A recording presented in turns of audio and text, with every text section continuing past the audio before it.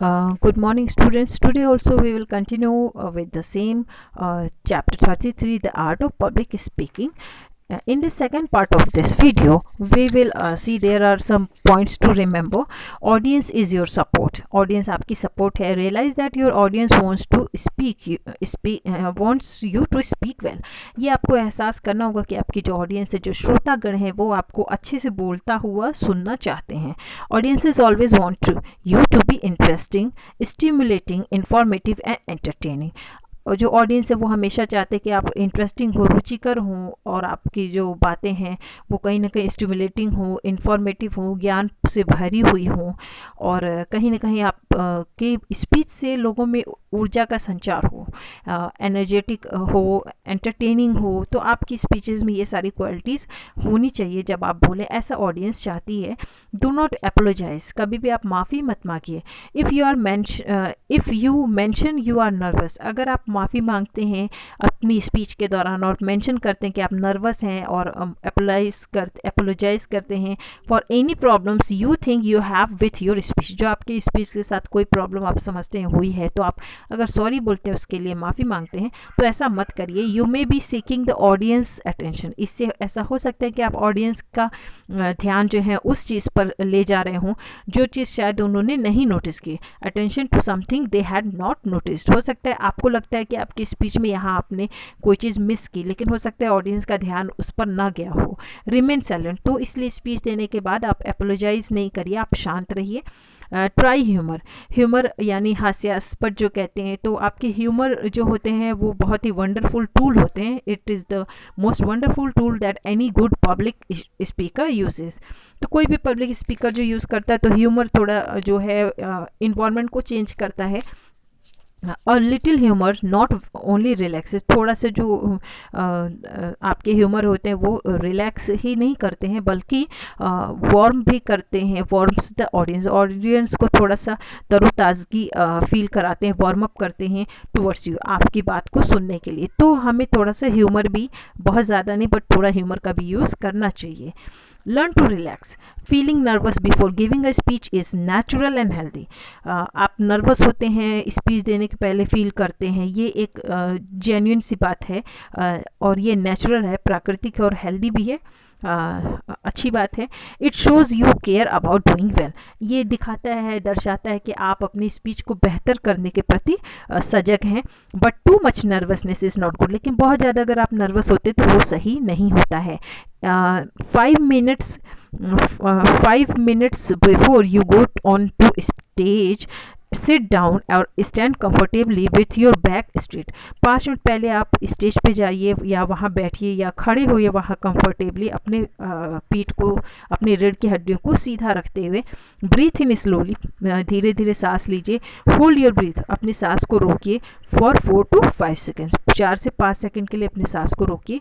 Then slowly exhale. Exhale मतलब सांस छोड़ना. फिर उसके बाद आप अपनी सांस धीरे धीरे छोड़िए. In order to relax your facial muscles. अपने चेहरे की मसल्स को रिलैक्स करने के लिए ओपन योर माउथ. अपने मुंह को खोलिए, आँखों को वाइड करिए, आँखों को बड़ी अच्छे से उनको भी खोलिए.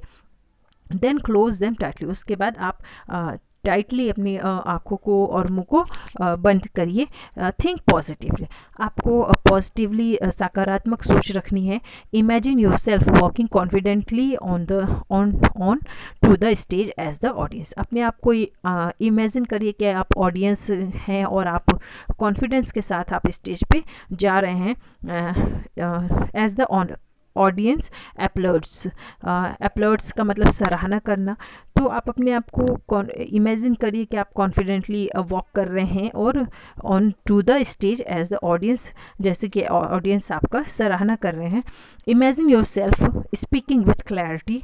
अपने आप को ऐसा कल्पना करिए कि आप क्लैरिटी, बहुत ही स्पष्टता के साथ, कन्विक्शन यानी दोष सिद्धि जो हम कह सकते हैं, कन्विक्शन के साथ एंड कॉन्फिडेंस के साथ आप बोल रहे हैं. आप ऐसा इमेजिन करिए कि आप जो बात कह रहे हैं वो सही है, जिस चीज़ को आप गलत बता रहे हैं वो गलत ही है.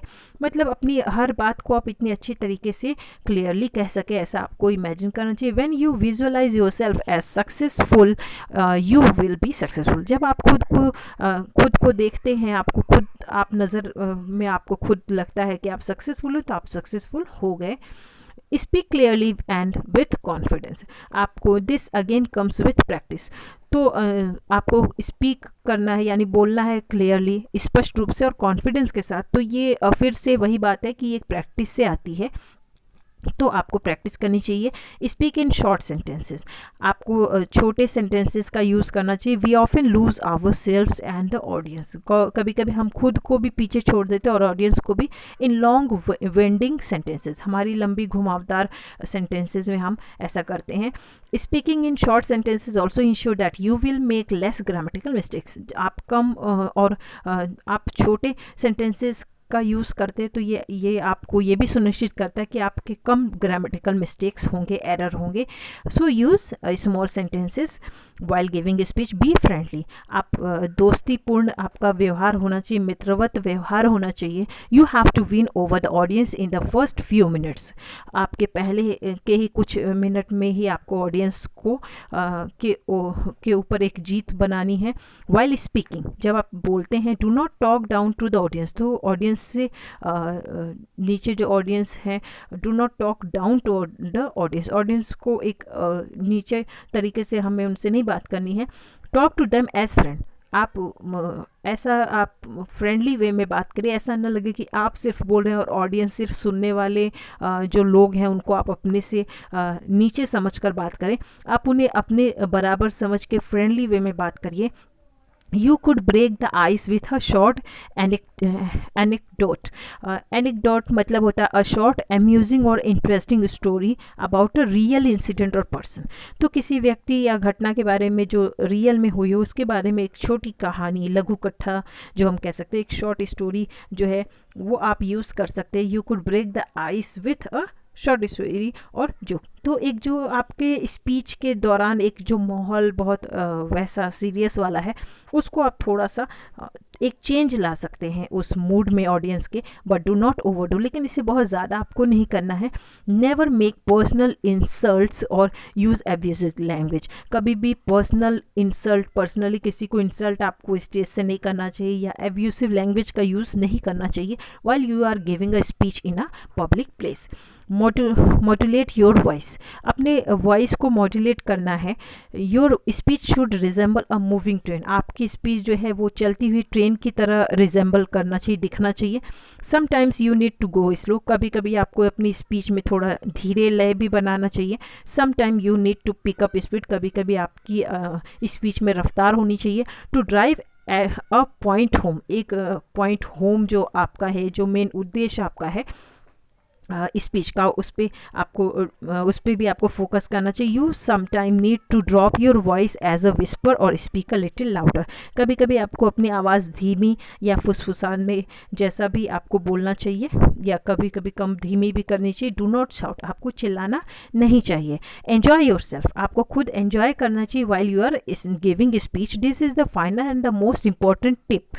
If you do not enjoy and believe in what you are saying, your audience will not be receptive मतलब ग्रहणशील होता है। तो अगर आप खुद में ये एंजॉय नहीं करेंगे और बिलीव नहीं करेंगे कि आप जो कह रहे हैं स्पीच में वो सही बातें हैं, वो सब बातें आप भी मानते हैं, विश्वास करते हैं, तो आपकी ऑडियंस जो है वो भी उसे एक्सेप्ट नहीं कर पाएंगी, ग्रहणशील नहीं होगा उनके लिए। क्योंकि जब आप खुद बिलीव करेंगे तो आप में एक बोलते समय कॉन्फिडेंस आता है, तो वो कॉन्फिडेंस कहीं ना कहीं ऑडियंस तक भी आपकी बातों से, स्पीच से पहुंचता है। देन उनका जो एक रिसेप्टिव जो वे है वो उनके लिए इजी हो जाता है उस चीज़ को एक्सेप्ट करना। So students, all of you please read this chapter again. Okay, thank you.